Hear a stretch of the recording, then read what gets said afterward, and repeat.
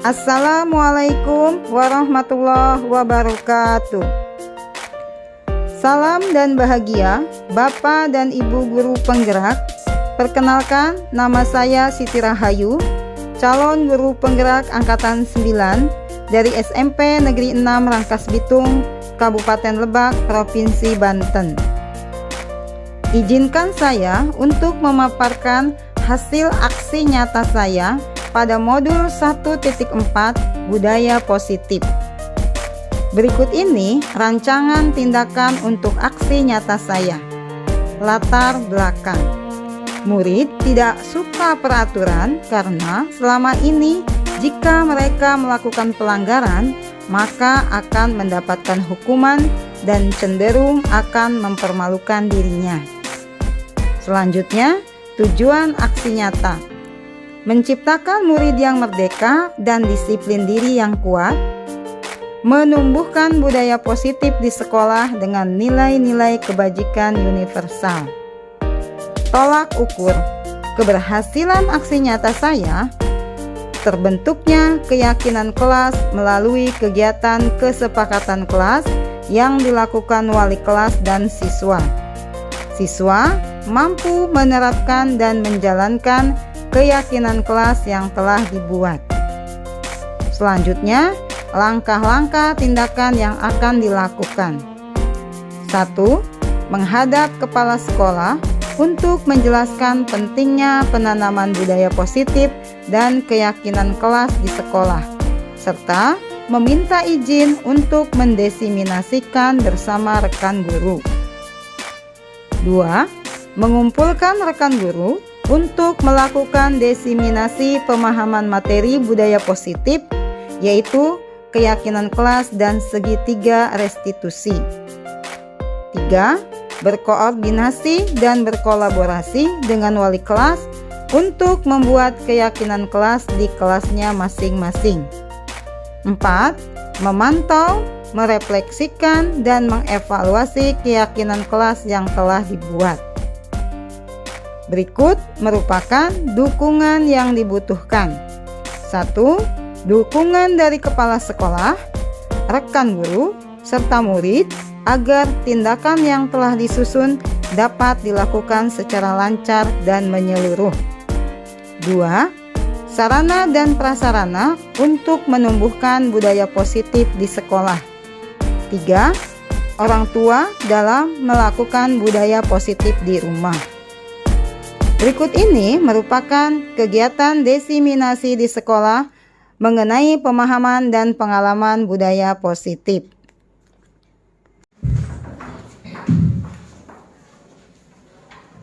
Assalamualaikum warahmatullahi wabarakatuh. Puji syukur kita panjatkan kehadiran Allah Subhanahu wa taala yang telah memberikan rahmat dan karunia-Nya hingga kita bisa berkumpul di ruangan ini. Semoga Allah selalu melindungi dan memberikan kemudahan kita untuk dapat mengikuti kegiatan ini sampai dengan selesai. Saya mengucapkan terima kasih kepada Bapak Kepala Sekolah yang sudah memberikan kesempatan dan waktunya untuk saya dapat mendiseminasikan modul 1.4 ini, yaitu mengenai materi budaya positif. Dan juga saya mengucapkan banyak terima kasih kepada teman-teman yang mau dan berkenan mendengarkan hasil diseminasi yang akan sampaikan untuk materi budaya positif ini. Baiklah, sebelum saya menyampaikan materi tentang budaya positif, terlebih dahulu saya ingin memberikan pembelajaran dengan paradigma baru. Jadi memberikan gambaran apa sih pembelajaran dengan paradigma yang baru di sini. Nah, di sini yang namanya pembelajaran dengan paradigma yang baru itu merupakan sebuah pembelajaran yang dirancang berdasarkan prinsip pembelajaran berdiferensiasi. Nah, kenapa pembelajaran diferensiasi itu dikembangkan? Itu mengacu atau merespon dari kebutuhan siswa yang berbeda-beda. Karena setiap murid itu memiliki keunikan yang berbeda-beda, tapi bagaimana caranya kita menyikapinya? Karena setiap anak pasti memiliki gaya belajar yang berbeda, minat potensi yang berbeda, maka melalui pembelajaran berdiferensiasi ini diberikan keleluasaan atau kebebasan siswa dalam memilih gitu kan potensi yang dia miliki. Dan kita sebagai guru bagaimana caranya memfasilitasi dan menuntun serta membimbing bagaimana murid itu bisa mengikuti pembelajaran itu dengan baik. Kemudian pembelajaran berdiferensiasi ini mengharapkan peserta didiknya itu belajar sesuai dengan kebutuhannya berdasarkan perkembangan sesuai dengan teori psikologi modern untuk mewujudkan profil pelajar Pancasila. Mungkin Ibu dan Bapak sering ya mendengar tentang profil pelajar Pancasila.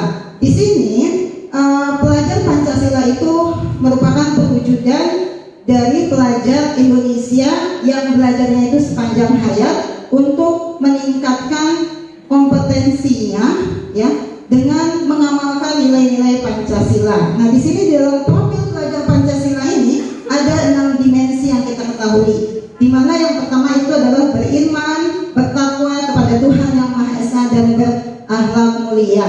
Nah, di sini bahwa setiap murid pasti beriman kepada Tuhannya sesuai dengan kepercayaannya masing-masing. Nah, di sini ada kata berakhlak mulia, bagaimana sekolah mewujudkan atau menciptakan murid yang memiliki karakter yang baik.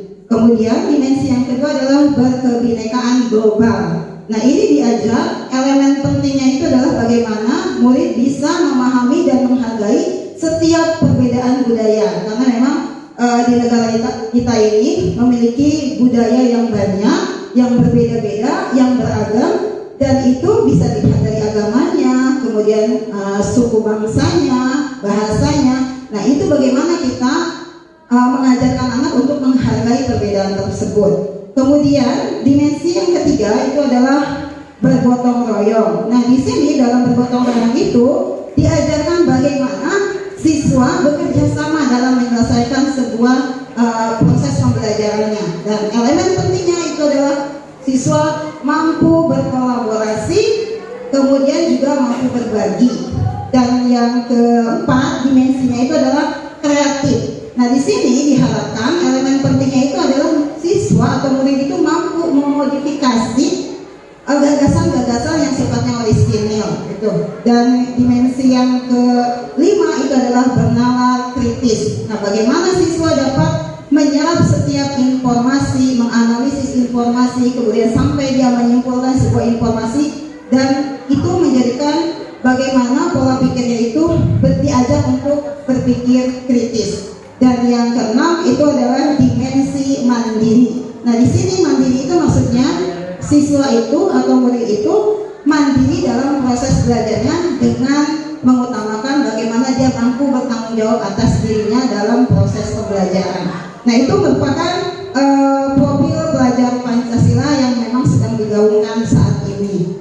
Baiklah, saya akan masuk ke budaya positif di sini. Di sini dikatakan bahwa seorang guru itu yang baik itu harus memiliki kemampuan dalam mewujudkan budaya positif di sekolah. Budaya positif tersebut ini dapat dijalankan dengan menerapkan konsep-konsep inti. Nah, konsep inti dalam budaya positif di sini ada 6 yang patut kita kembangkan. Bagaimana kita bisa mewujudkan budaya positif di sekolah? Maka kita harus bisa menerapkan konsep-konsep inti ini. Yang pertama itu adalah disiplin positif. Yang kedua, motivasi, hukuman, dan penghargaan. Yang ketiga, keyakinan kelas. Dan yang keempat, kebutuhan dasar manusia. Yang kelima, posisi kontrol guru. Dan yang keenam adalah segitiga restitusi. Baiklah, kita masuk ke budaya positif yang pertama, yaitu adalah disiplin positif. Nah, mungkin kalau kita mendengar kata disiplin itu kaitannya dengan aturan atau kata tertib, di mana aturan dan kata tertib itu selalu dihubungkan dengan hukuman. Dan itu bukan ketika anak melakukan sebuah pelanggaran dalam peraturan itu pasti ada sanksi atau hukuman yang kita berikan. Bukan begitu mindset kita selama ini? Nah, ternyata dengan disiplin positif itu dikembangkan, itu adalah bagaimana mewujudkan budaya positif. Dengan disiplin positif dikatakan adalah sebagai suatu cara untuk menerapkan bertanggung jawab dan menumbuhkan kesadaran diri berdasarkan nilai-nilai kebajikan. Nah, di sini bagaimana mendisiplinkan anak, memberikan kedisiplinan dirinya itu adalah bahwa anak itu harus bisa bertanggung jawab dan memiliki kesadaran diri untuk melakukan kedisiplinan dirinya itu dengan nilai-nilai kebajikan. Yang namanya nilai-nilai kebajikan itu berarti nilai yang positif, misalkan seperti toleransi, mandiri, kreativitas, komitmen, empati. Nah, itu adalah kata-kata yang bisa kita jadikan bagaimana untuk anak memiliki kesadaran diri dalam menumbuhkan kedisiplinannya. Kemudian disiplin positif juga lebih ke arah disiplin diri yang dapat mengontrol diri dalam melakukan segala tindakan. Nah, di sini anak kita ajarkan bagaimana dia bisa menguasai dirinya, mengontrol dirinya untuk tidak melakukan sebuah kesalahan. Dan disiplin diri ini juga dapat membuat murid memahami dan menyadari berdasarkan motivasi internal. Bagaimana peran kita sebagai guru untuk memunculkan motivasi di dalam diri anak untuk tidak melakukan sebuah kesalahan. Dan di sini harus dimunculkan motivasi internal itu dalam diri itu, maksudnya tidak ada paksaan atau pujian atau yang namanya hukuman. Kemudian berikutnya adalah motivasi perilaku manusia. Yang namanya motivasi itu adalah sebuah dorongan ya Bapak dan Ibu. Dan motivasi perilaku manusia ini dibagi ke dalam 3. Yang pertama itu adalah untuk menghindari ketidaknyamanan atau hukuman. Nah, ini merupakan bentuk motivasi yang dikatakan rendah. Kenapa? Karena motivasi ini ketika anak ini melakukan sesuatu, sebelum dia melakukan, dia sudah takut melakukan kesalahan. Jadi hingga membuat dirinya itu tidak nyaman. Atau bahkan dia menghindari hukuman, makanya dia hanya diam saja. Jadi tidak ada motivasi di dalam dirinya. Itu motivasi yang pertama. Kemudian ada naik setingkat, yaitu adalah untuk mendapatkan imbalan atau penghargaan dari orang lain. Nah, di sini pada motivasi yang bagaimana kita memberikan motivasi ke anak dengan memberikan imbalan atau penghargaan, itu adalah sesuatu yang salah dikatakan. Sebelum saya mempelajari modul ini, saya juga melakukan selalu memberikan imbalan atau penghargaan. Contohnya ketika kemarin di kelas 9C ketika akan tampil ke depan untuk menampilkan selamanya di depan semua warga sekolah, saya menjanjikan kepada siswa ketika kamu mampu tampil dengan baik, saya akan berikan kamu es krim pada saat itu. Dan anak memang antusias ketika melaksanakan. Ketika sudah selesai betul apa yang terjadi, mereka langsung menagih, Bu, es krimnya mana? Berarti mereka melakukan sesuatu itu bukan dari dirinya, tetapi karena mengharapkan sebuah imbalan.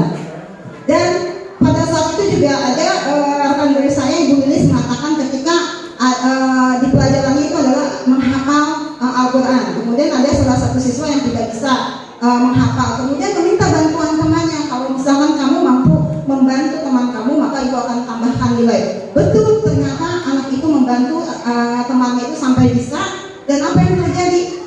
Dia menagih kepada gurunya itu nilainya harus besar. Nah, berarti anak itu melakukannya tidak berdasarkan dari hatinya sendiri. Jadi bukan motivasi yang datang dari diri, tapi karena dari orang lain, karena dia mengandalkan imbalan atau hukuman. Nah, dan ibu bapak mungkin ada di antaranya pernah melakukan hal seperti itu. Benar kan Bu, Pak? Ya, ternyata itu salah Bapak Ibu. Karena apa? Kalau kita melakukan itu akan mematikan kreativitas anak. Jadi ketika anak misalkan melakukan sesuatu lagi, kemudian kita tidak memberikan imbalan, anak itu akan kecewa yang ada. Oh, nggak dikasih lagi. Nah, akhirnya akan mematikan kreativitas dia, dan itu adalah sesuatu yang salah. Jadi motivasi juga kalau memberikan penghargaan ya bagaimana caranya tidak berlebihan seperti itu. Kemudian yang ketiga adalah motivasi untuk menjadi orang yang mereka inginkan dan menghargai dirinya dengan nilai-nilai yang mereka percaya. Nah, ini adalah tingkatan motivasi yang paling baik karena ini adalah motivasi yang datang dari dalam dirinya. Kenapa? Misalkan contohnya gini Bapak Ibu, ketika kita akan melakukan ulangan, kemudian ada salah satu anak yang memang belajar dengan sungguh-sungguh karena dia punya target. Pokoknya saya ingin dapat nilai yang besar. Kemudian dia belajar, Dan apa yang terjadi? Hasilnya betul, nilainya besar. Apa yang dia dapatkan? Maka siswa itu akan merasa puas. Oh, berarti saya sudah mencapai apa yang saya inginkan. Ada kepuasan dalam dirinya dan itu tidak melalui paksaan. Nah, itu adalah motivasi yang ada di dalam diri anak sendiri. Jadi tidak diberi motivasi itu bukan datangnya dari luar, tapi dari dalam. Dari sini ibu bapak ada yang mau ditanyakan? Ada ibu? Silakan bapak. Enggak. Ya, terima kasih. Assalamualaikum warahmatullahi wabarakatuh. Ya, sedikit saja langsung menanggapi yang tadi motivasi ya, bahwa kenyataannya ternyata susah atau sulit membuat siswa itu sadar akan level 3 tadi ya. Yang ditanyakan bagaimana contoh solusi motivasi dari ibu untuk membuat siswa menjadi sadar untuk ingin menjadi orang yang mereka inginkan tanpa adanya dorongan guru harus memberi imbalan dan lain sebagainya. Terima kasih, itu saja. Assalamualaikum warahmatullahi wabarakatuh. Baik, terima kasih kepada Bapak Senghan yang sudah memberikan pertanyaan dan masukannya untuk saya. Baiklah, saya izin menjawab. Jadi bagaimana caranya untuk memotivasi anak itu kan ya Bapak ya. Nah begini, yang namanya sebuah proses perubahan itu kan membutuhkan waktu yang cukup lama, tidak instan sifatnya. Maka kita sebagai guru lah yang bagaimana harus membimbing dan mengarahkan anak untuk bagaimana menumbuhkan atau memunculkan motivasi dalam dirinya. Kita memberikan atau memberikan pemahaman kepada anak tentang nilai-nilai kebajikan yang harus dimiliki di sekolah ini. Misalkan bagaimana dia bersikap bertoleransi, bagaimana ketika dia berkreativitas, kemudian bagaimana menerapkan kedisiplinan, berempati kepada orang lain. Itu adalah nilai-nilai yang bisa kita ajarkan kepada anak, bahwa untuk memotivasi itu dibutuhkan sebuah proses yang panjang gitu kan. Kita berikan kepada pemahaman kepada anak, maksudnya begini. Ketika anak melakukan sesuatu, apabila dia mengharapkan sesuatu, maka itu tidak akan memberikan efek apapun kepada anak itu. Tapi apabila misalkan dia melakukan sesuatunya dengan hati sendiri, dengan dorongan dirinya sendiri, itu akan memberikan efek yang baik untuk dirinya. Jadi bagaimana caranya kita memberikan motivasi itu? Kita pintar-pintar nih sebagai guru bagaimana mengarahkan anak ke arah yang lebih baik. Itu saja mungkin Bapak. Mungkin di antara Bapak dan Ibu ada yang mau menambahkan? Ya silakan Ibu.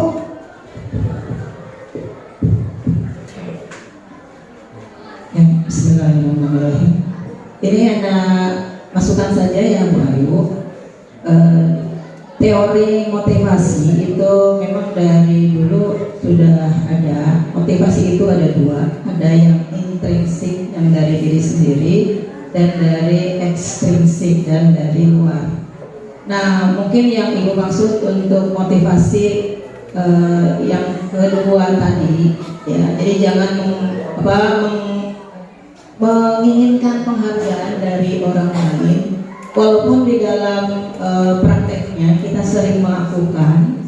Nah, ini untuk memotivasi siswa agar melakukan sesuatu yang baik, karena sesuatu yang baik itu memang harus dipaksakan, ya. Tapi mungkin penghargaannya tidak dalam bentuk barang atau apalah yang berbau materialistik, ya. Mungkin kita dari teori pembelajaran yang sudah lama pun, motivasi itu bisa dengan menggunakan reinforcement, penguatan, ya, bisa dengan berupa simbol lah, jempol, bintang, seperti itu. Kemudian saya ingin menanggapi bahwa untuk memunculkan motivasi yang berasal dari diri sendiri, mungkin kita kaitkan dengan kita sebagai makhluk dari Allah, ya, dari Sang Kholik. Mungkin motivasi tertinggi dalam melakukan segala sesuatu adalah untuk bukti pengabdian, jadi untuk ibadah. Jadi mungkin kita mulai dari diri sendiri, kita melakukan sesuatu yang baik itu, kita tancapkan dalam diri bahwa itu adalah untuk ibadah kepada Allah Subhanahu wa taala. Mungkin kalau sudah menjadi milik diri sendiri bahwa kita melakukan apapun itu untuk ibadah, nanti kita akan menular ya kepada anak-anak dan ditekankan kepada siswa. Jadi apapun yang kamu lakukan itu ada untuk ibadah. Jadi mungkin kalau misalnya mengharap untuk ridho Allah, untuk ibadah, mungkin untuk mengharapkan imbalan apapun itu adalah kecil sekali di mata Allah. Mungkin itu saja, terima kasih. Assalamualaikum warahmatullahi wabarakatuh. Baik, terima kasih Ibu Heni atas masukannya. Tadi sambil sedikit menjawab pertanyaan dari Pak Saman, bagaimana memberikan motivasi itu maksudnya lebih ditekankan kepada anak bahwa melakukan sesuatu itu karena untuk mendapatkan ridho dari Allah Subhanahu wa taala. Nah, kalau seandainya guru itu sudah bisa memahami dari ketiga motivasi yang ada, maka kalau motivasinya yang ke satu dan kedua itu masuk ke dalam motivasi eksternal, seperti yang tadi kalau bahasa Bu ini adalah intrinsiknya Ibu ya. Jadi ini yang ekstrinsik ya. Jadi kalau motivasi eksternal ini lebih ingin dapat dorongannya itu dari luar gitu. Jadi dia melakukan sesuatu karena ada dorongan dari luar. Tapi bagaimana caranya untuk memunculkan motivasi internal ini yang ada di dalam? Maka tugas kita lah bagaimana memunculkan pribadi yang menghargai dirinya sendiri dengan nilai-nilai yang mereka percaya. Yang tadi Ibu Heni katakan, nilai yang percaya itu bahwa kita melakukan sesuatu itu karena kita ingin mendapatkan imbalan atau ridho dari Allah Subhanahu wa taala.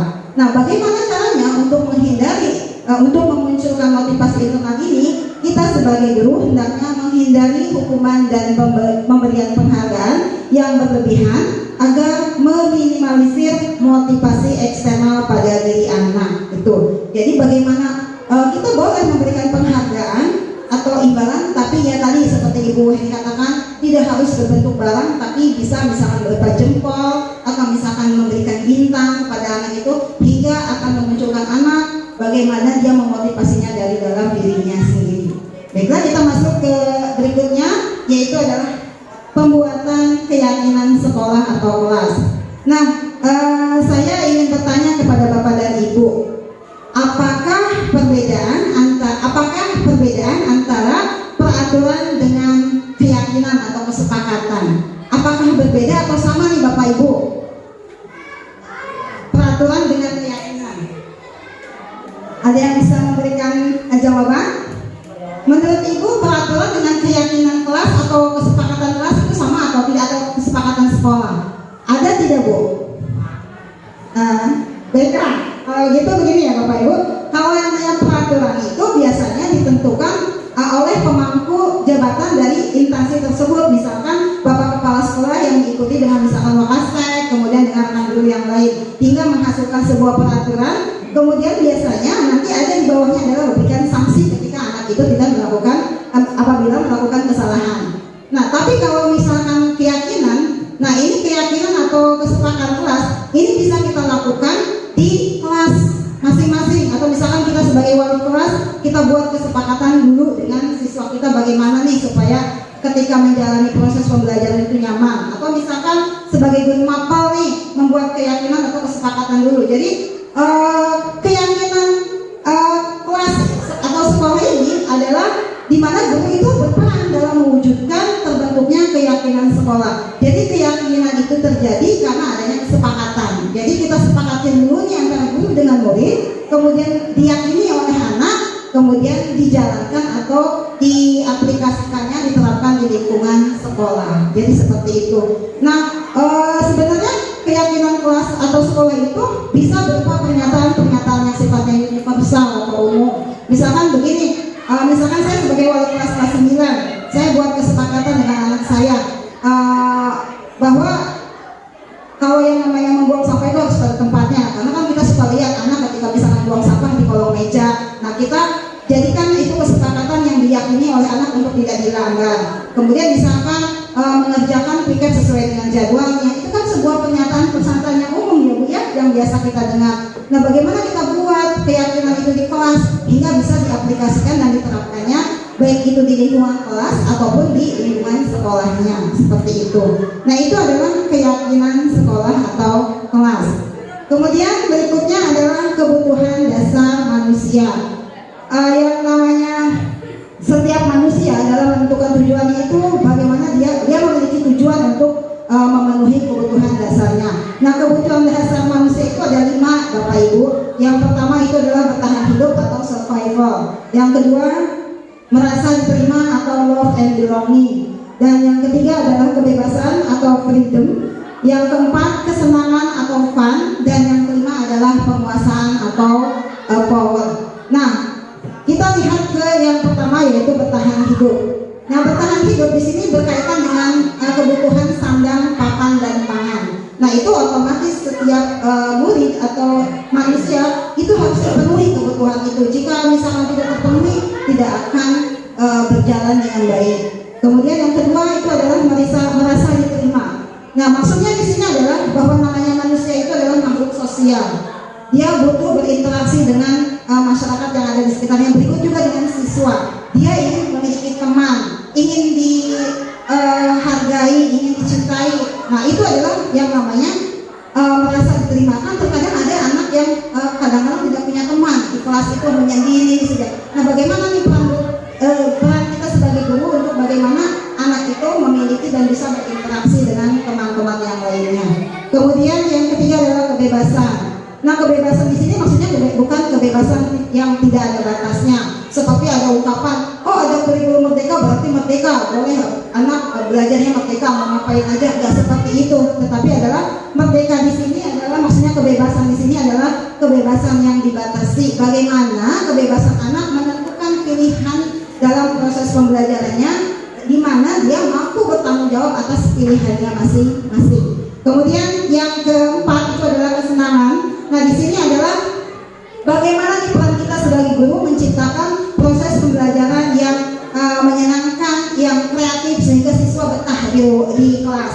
Nah, bagaimana kita bagaimana membuat supaya kita itu menjadi guru yang dirindukan di kelas. Jadi jangan ketika gurunya nggak masuk anaknya senang, itu kita jangan kesenangan, tapi berarti anak tandanya tidak suka dengan kita. Nah, bagaimana kita menciptakan kreativitas bagi supaya di kondisi di kelas itu menyenangkan. Dan yang kelima itu adalah penguasaan atau power. Nah, di sini maksudnya adalah bukan dia berkuasa, tetapi adalah bagaimana dia ingin memunculkan eksistensi dirinya. Misalkan begini, ketika dia ingin mendapatkan nilai yang besar, maka dia melakukan belajar dengan giat. Ketika hasilnya sesuai dengan harapan, maka dia mengakui bahwa dia itu mampu. Dan mampu itu berarti diakui oleh teman-temannya. Atau misalkan mengikuti lomba, kemudian dia menang, kemudian dia berarti kan diakui bahwa dia itu mampu dalam bidang tertentu. Nah, ini adalah jika kebutuhan dasar manusia yang 5 ini terpenuhi, maka kehidupan siswa itu akan seimbang dan bahagia. Tapi jika tidak terpenuhi, maka yang muncul adalah emosi yang negatif, misalkan marah, bosan, atau kecewa. Nah, itu adalah kebutuhan dasar. Kemudian yang berikutnya adalah posisi kontrol guru. Nah, di sini ada 5 posisi kontrol guru. Yang pertama adalah penghukum, yang kedua posisinya sebagai pembuat rasa bersalah, yang ketiga sebagai teman, yang keempat sebagai pemantau, dan yang kelima sebagai manajer. Nah, di antara 5 posisi kontrol di sini, apakah ibu berada di level yang mana, atau misalkan semuanya ada? Apakah ada yang penghukum? Ibu, saya yakin ada, karena ciri guru yang penghukum posisinya itu adalah biasanya menggunakan nada yang tinggi ketika menyapa siswa. Kemudian suka menunjuk-nunjuk, kemudian matanya melotot, kemudian suka menghardik. Nah, itu konsekuensinya apa ada Bapak Ibu? Itu akan menimbulkan rasa mendendam kepada anak. Itu pernah saya alami Bu ketika saya sekolah di SMA, ketika saya maba Bu pada pelajaran bahasa Inggris. Dunia maaf, bukan saya tidak suka pelajaran bahasa Inggris, tapi karena saya tidak suka dengan gurunya, karena cara mengajarnya membosankan. Ketika saya diketahui saya maba itu Bu, saya disuruh untuk menulis sebuah saya berjanji tidak akan melakukan hal yang sama. Itu satu buku Bu, bukan 100 kalimat kan, kalau 100 kalimat nggak bisa kita hitung. Itu satu buku. Di situ menimbulkan efek jerah, memang sangat jerah sekali, dan itu betul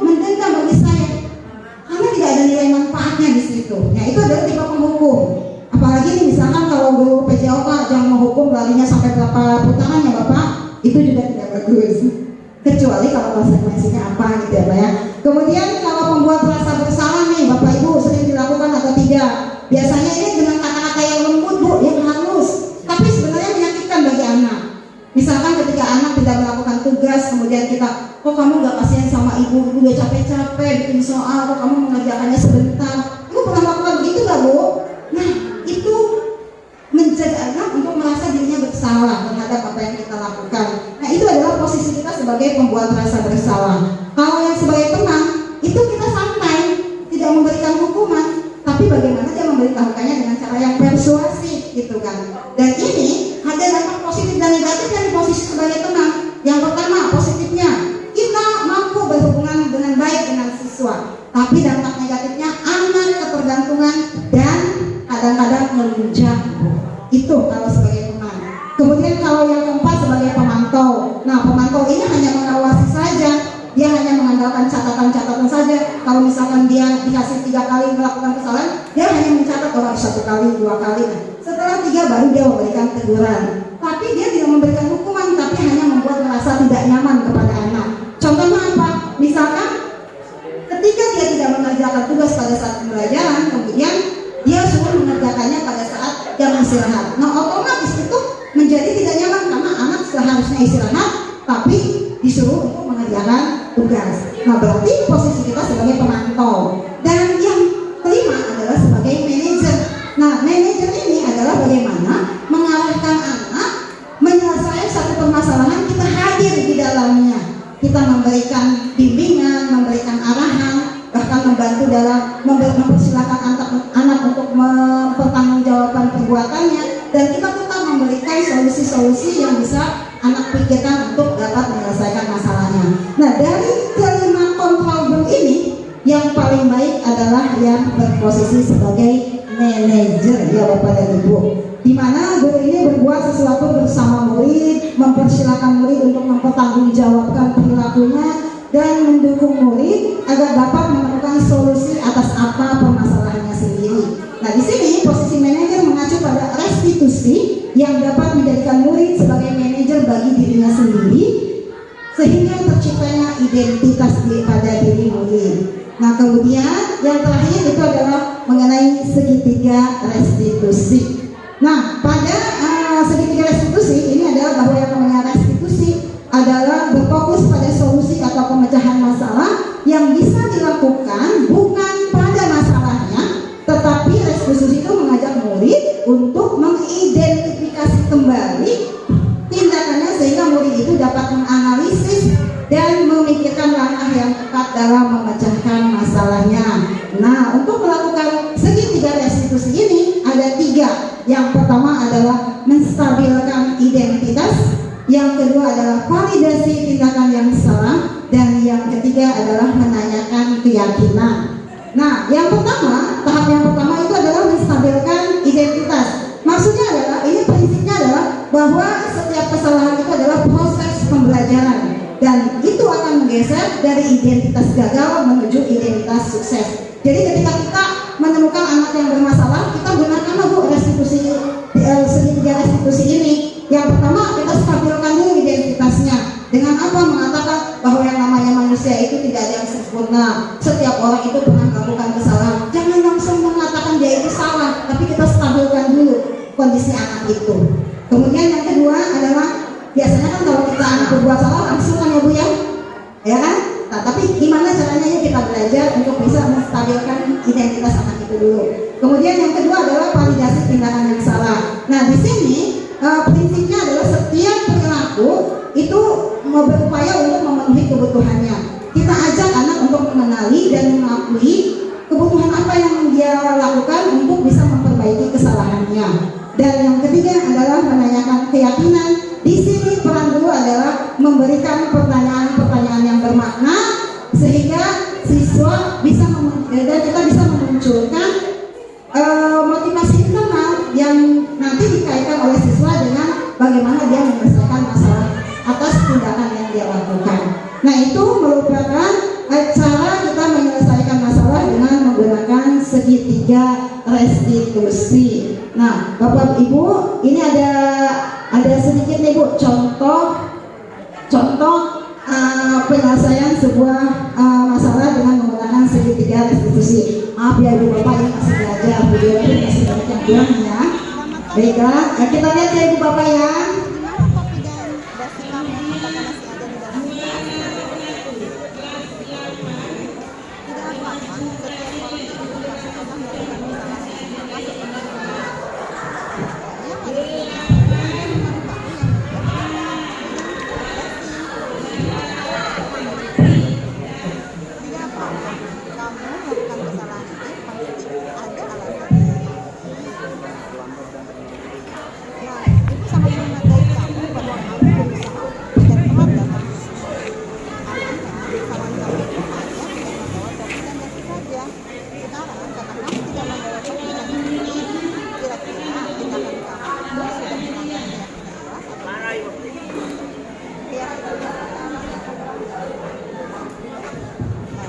Maaf Bapak Ibu, ini tidak terdengar ya suaranya, tapi ini adalah saya sudah berusaha untuk bagaimana menerapkan menyelesaikan masalah itu dengan menggunakan segitiga restitusi.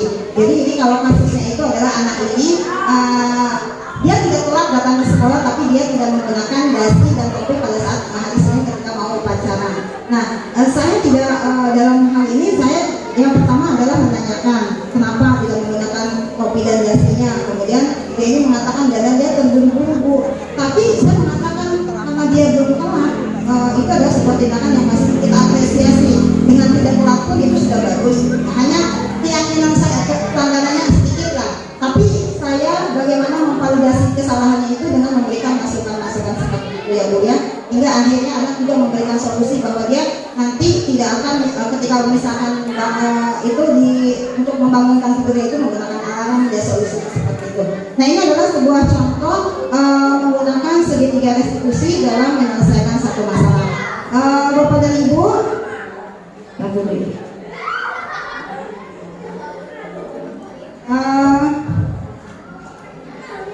ini saja mengenai materi yang berkaitan dengan budaya positif. Mungkin sebelum kegiatan ini saya tutup, apakah ada di antara Bapak dan Ibu yang ingin bertanya tentang bagaimana membudayakan positif sesuai dengan yang ada di dalam modul ini? Cukup ya Bapak dan Ibu. Jadi motivasi saya adalah bagaimana marilah Bapak dan Ibu untuk bisa mengubah dan melaksanakan atau menerapkan budaya positif di sekolah itu memang tidak mudah, butuh proses yang sangat panjang. Maka dari itu, mari kita sama-sama tugas kita adalah bagaimana membimbing dan mengarahkan anak dan sesuai dengan filosofi Ki Hajar Dewantara bahwa kita itu proses pembelajaran itu harus berpihak pada murid, di mana kita melayani murid dengan sepenuh hati, mengarahkan dan menggali potensi yang ada. Itu saja mungkin yang dapat saya sampaikan. Kurang lebihnya mohon maaf. Wabillahi taufiq wal hidayah. Wassalamualaikum warahmatullahi wabarakatuh.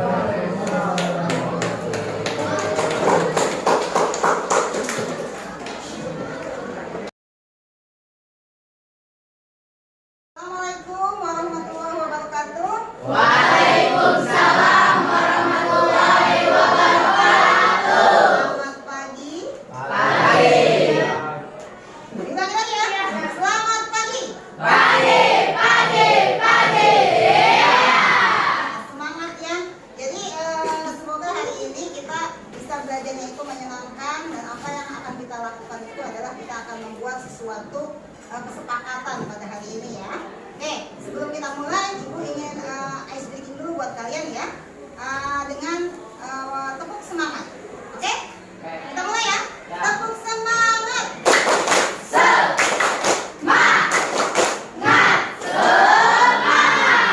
Oke, terima kasih buat kita semua. Tepuk tangan. Baiklah anak-anak, hari ini kita akan melakukan sebuah hal yang mungkin baru bagi kalian. Karena apa? Kita akan membuat sebuah keyakinan di kelas kita. Kamu tahu apa itu keyakinan? Yang namanya keyakinan itu hampir mirip dengan yang namanya peraturan. Mungkin kamu pernah mendengar peraturan sekolah atau tata-tata sekolah ya? Pernah tidak? Nah, keyakinan itu hampir sama dengan peraturan di sekolah itu. Cuma ada perbedaan karena harus ada sesuatu yang bisa kamu yakini. Nah, perhatikan di dalam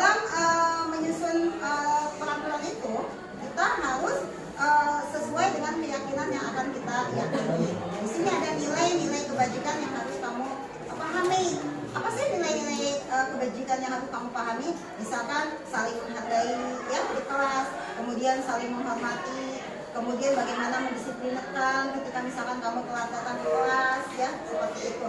Nah, jadi gini, yang namanya keyakinan kelas itu adalah bentuk perwujudan dari disiplin positif. Nah, disiplin positif itu adalah untuk mewujudkan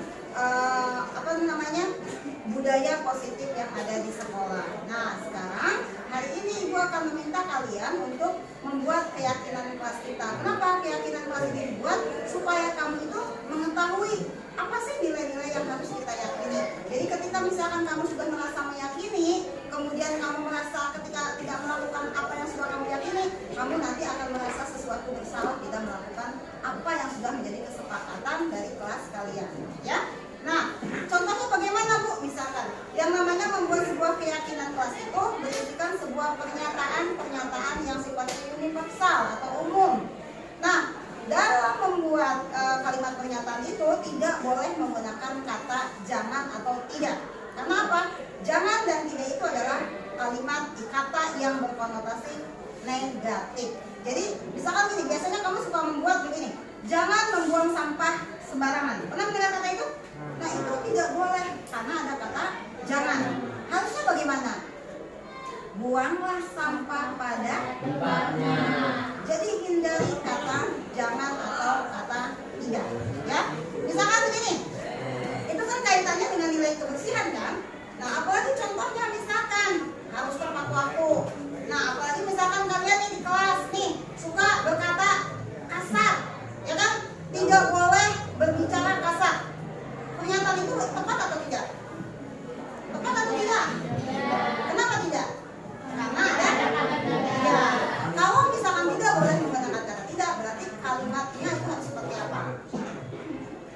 Berkata sopan di kelas. Gitu kan ya? Nah, itu sama kan maksudnya adalah supaya kita tidak berkata kasar. Nah, jadi banyak sekali nilai-nilai kedisiplinan atau misalkan kita harus saling menghargai. Tidak hanya kalian menghargai ibu saja, tapi juga kalian menghargai teman kalian. Kemudian juga harus saling menghormati. Kemudian apalagi misalkan kata-kata yang sifatnya positif. Ketika misalkan ada saja di antara kalian ketika misalkan tidak masuk kelas, kemudian kalian hanya izin melalui WA. Itu tidak tepat. Itu tidak boleh. Karena apa? Sekarang bukan saat zamannya COVID lagi ya. Tapi bagaimana caranya? Punya aturan kamu. Apa? Ada buat kesepakatan, misalkan mengirim surat ketika kita berhalangan atau tidak hadir di kelas, gitu ya. Nah, itu adalah bentuk-bentuk kesepakatan yang harus kamu yakini dan harus kamu jalani. Kenapa? Kalau misalkan disiplin positif itu akan membudaya di sekolah kita, maka proses pembelajaran kalian itu akan berjalan dengan baik dan nyaman. Betul kan? Nah, jadi mari kita buat kesepakatan dulu kata-kata apa saja yang bisa kamu yakini di kelas ini, dan nanti Ibu akan berikan kertas, kemudian kalian tuliskan ya mana kata-kata yang bisa memotivasi kalian, menjadikan kamu keyakinan bahwa itu tidak boleh dilakukan di kelas ini. Silahkan kalian tuliskan dengan kata-kata yang pendek saja. Misalkan harus semangat, kemudian misalkan disiplin, tertib, misalkan seperti itu ya. Atau misalkan menjaga kebersihan, saling menghargai, ya seperti itu. Silahkan, banyak sekali kata-kata positif yang bisa memberikan semangat di kelas ini. Bagaimana? Sepakat ya? Kita buat kesepakatan kelas kita ya. Nah, kalau sudah dibuat oleh kalian, kalian tuliskan. Nanti silahkan kalian tempelkan di papan yang sudah disediakan. Oke ya? Oke. Sekarang Ibu akan bagikan kertasnya. Ada berbagai macam warna. Silahkan nanti kalian tempelkan. Satu orang satu. Kalau sudah selesai, silahkan langsung kalian tempel. Ya? Paham? Kita mulai ya.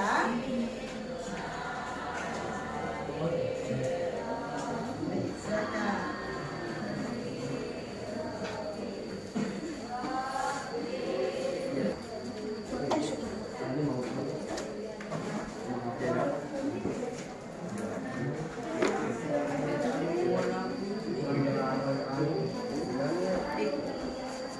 Isinya apa? Yuk.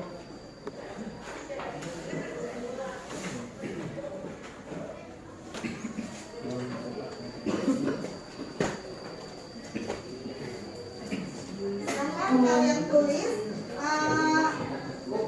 kata-kata positif yang bisa kamu yakini, ya. Kalian yakini itu bisa dijalankan, yang diterapkan di kelas. Silakan kalau sudah tempel. Tidak usah dikasih nama. Silakan kalau yang sudah, boleh kalian tempel di papan ini yang sudah disediakan untuk keyakinan kelas.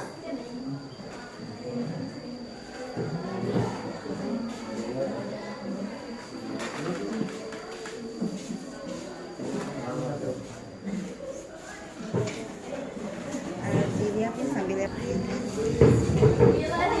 Apa disiplin, bekerja sama, toleransi, empati, kemudian kreatif.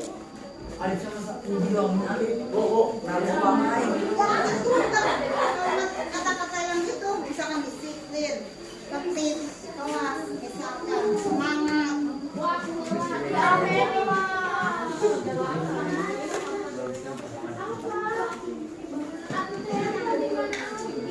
Mana saja silakan bisa tempel.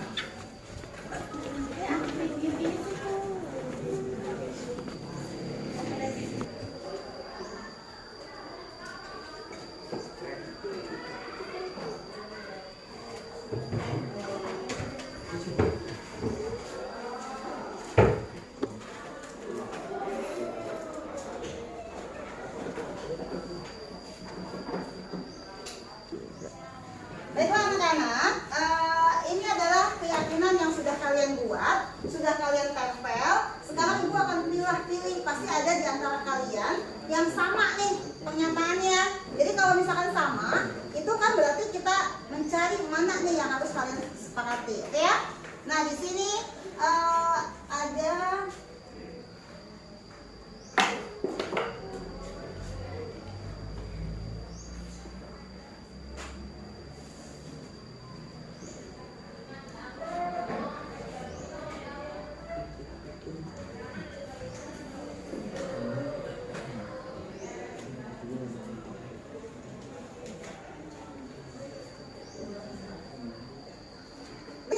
yang ibu ambil, ini adalah semuanya ada beberapa yang sama, kita sepakati mana saja nih yang memang harus kita jalankan atau jadikan kesepakatan dan kita yakini bahwa ini adalah keyakinan yang harus kalian yakini di kelas ini ya.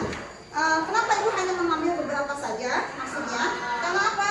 Karena di sini hampir sama jawabannya. Jadi kita kalau misalkan dipasang semua itu kan terlalu ramai. Makanya dipilihlah mana yang akan disepakati. Oke ya?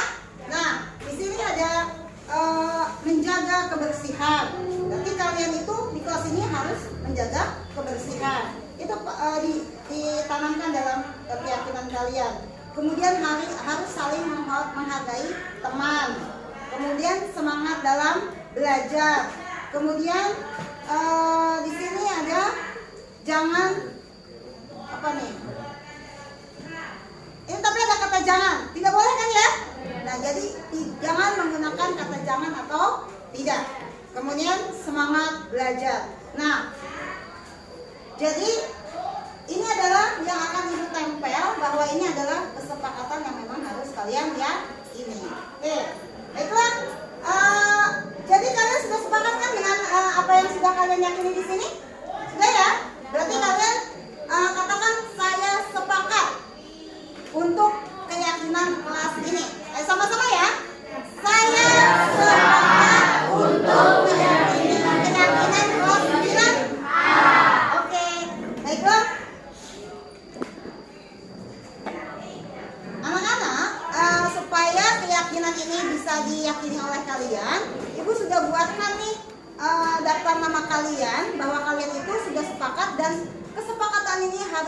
menandatangani. Berarti tandanya kamu sudah sepakat dengan keyakinan yang sudah kita tentukan bersama. Ya, mulai ya. Nanti Ibu panggil untuk maju ke depan menandatangani kesepakatan ini.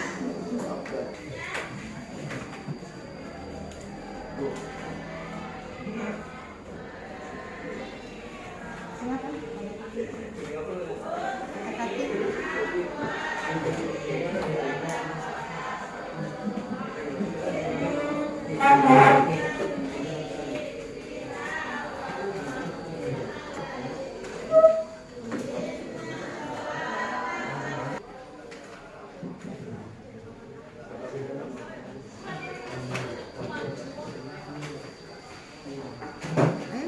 Terus siapa lagi?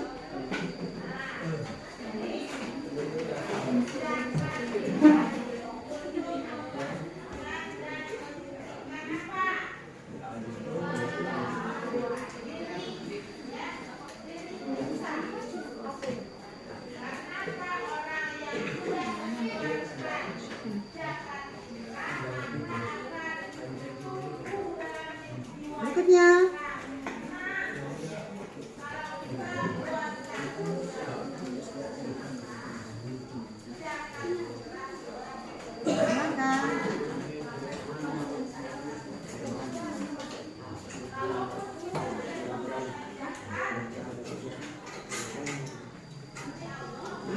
Silakan Danu.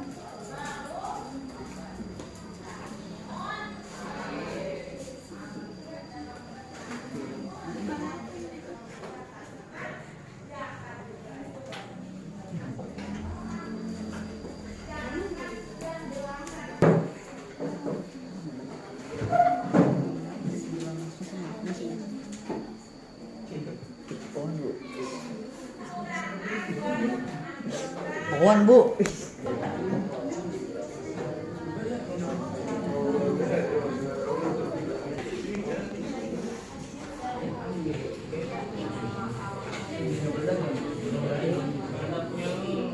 Sasha.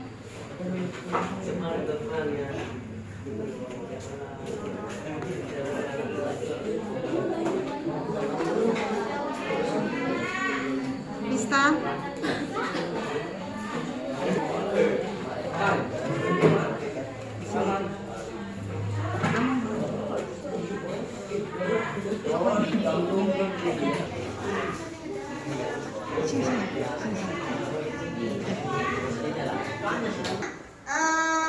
Kesepakatan atau keyakinan kelas kita sudah dibuat oleh kalian berdasarkan hasil kesepakatan. Bahkan kesepakatan itu kalian tanda tangani. Maka kesepakatan ini atau keyakinan kelas kita ini sebaiknya kita terapkan dalam keseharian kita di dalam kelas. Kenapa? Kalau keyakinan ini kita jalani, kita aplikasikan, kita terapkan dalam kehidupan kita sehari-hari dan juga di kelas, maka akan menciptakan suasana pembelajaran yang menyenangkan, aman, dan mungkin kalian akan lebih betah lagi di kelas ini ya, karena suasananya nyaman bagi kalian. Itu saja Ibu ucapkan terima kasih. Untuk lebih semangat lagi, mari kita berikan semangat lagi dengan menggunakan ice breathing yang tadi ya. Mulai ya, tepuk semangat.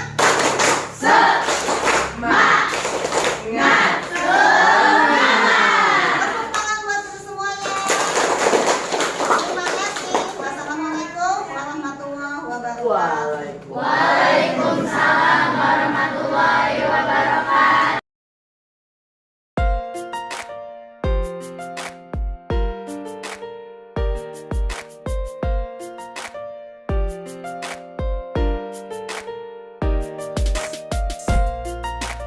Saya Laura dari kelas 9A, senang sekali dan bersemangat. Kelas 9A sangat senang dan seru. Sangat penting, karena dapat membuat kita disiplin dan bertanggung jawab. Karena dapat membuat kita lebih menghargai orang lain. Assalamualaikum warahmatullahi wabarakatuh. Perkenalkan, nama saya Eni Nurul Fuadah. Saya teman sejawatnya Ibu Siti Rahayu dari SMP Negeri 6 Pada kesempatan ini saya akan memberikan penilaian konfirmasi dari tadi kegiatan yang dilakukan oleh Ibu Siti Rahayu, yaitu tentang diseminasi budaya positif yang ada di sekolah. Menurut saya dari budaya positif itu memang perlu dilakukan bagi kami di sini sebagai guru. Ini sangat bermanfaat bagi siswa, bagi guru, dan juga bagi sekolah. Jika budaya positif ini sesuatu hal yang baik bagi siswa, dari mereka nanti akan merasa nyaman dan tenang untuk melakukan pembelajaran di kelas. Guru juga akan berperannya lebih manusiawi kepada siswa, karena siswa ini adalah makhluk yang unik, sehingga dalam melakukan tindakan atau treatment kepada siswa itu harus memperlihatkan harus memperhatikan juga dari siswanya itu sendiri, harus diperlakukan secara manusiawi juga. Ini sesuai dengan pembelajaran sistem Among yang dikeluarkan oleh Ki Hajar Dewantara.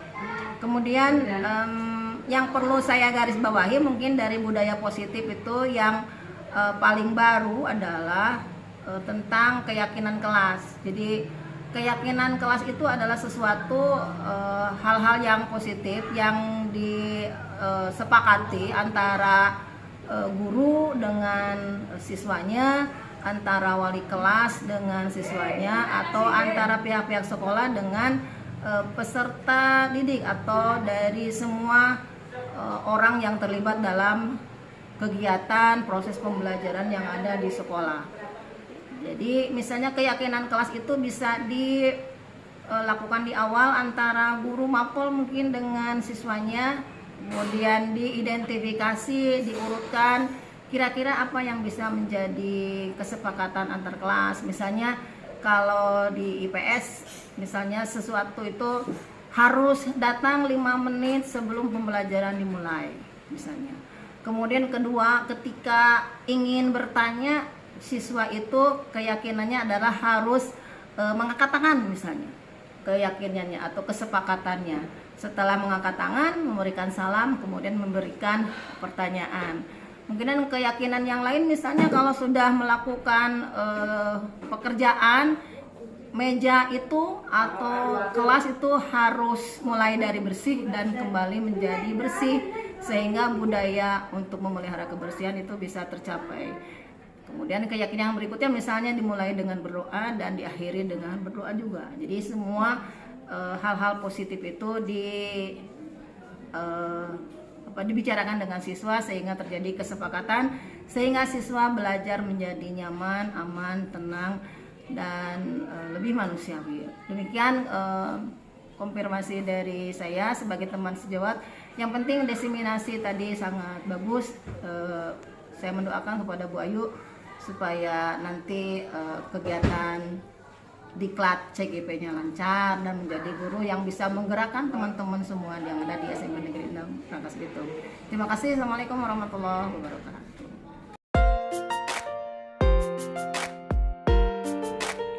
Pelaksanaan diseminasi atau penyebaran pemahaman kepada rekan guru dilakukan pada tanggal 16 Oktober 2023 bertempat di SMP Negeri 6 Rangkas Bitung, Kabupaten Lebak, Provinsi Banten.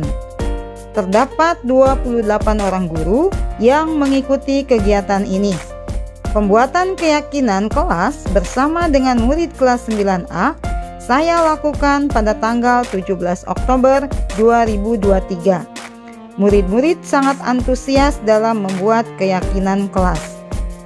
Perasaan saya setelah melakukan aksi nyata ini, saya menjadi sangat bersemangat dalam melakukan perubahan ke arah yang lebih baik, terutama menerapkan konsep-konsep inti dalam budaya positif di SMP Negeri 6 Rangkas Bitung.